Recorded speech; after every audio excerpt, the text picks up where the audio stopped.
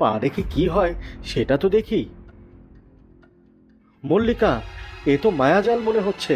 এ মায়াজাল পার হয়েছি, কিন্তু মল্লিকা, সামনে আরো মায়াজাল যদি থাকে তবে আমাদের কি হবে? দেখো কি হয়, আমরা এগিয়ে যাই, চিন্তা করো না। প্রীতম আর মল্লিকা ধীরে ধীরে জঙ্গলে গহীনে ঢুকে পড়ে। হঠাৎ তাদের পায়ের নিচে মাটিটা কেঁপে ওঠে। মাটি এমন কাঁপছে কেন? জানি না হঠাৎ কি হলো এখানে। দেখো, আমরা জঙ্গলে মাছ থেকে এসেছি, কিন্তু মনে হচ্ছে আমরা নদীর তলদেশে এসেছি, তাই না?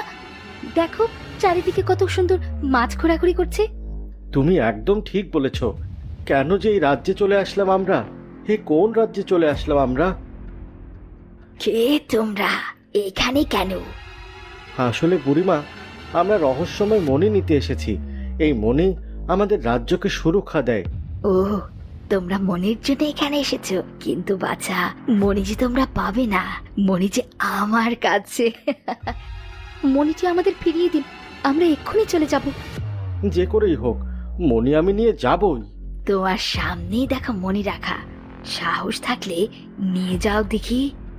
আমি এক্ষুনি নিব মণি। আপনি হাসছেন কেন? আপনি আমি আমি ধরতে পারছি না কেন?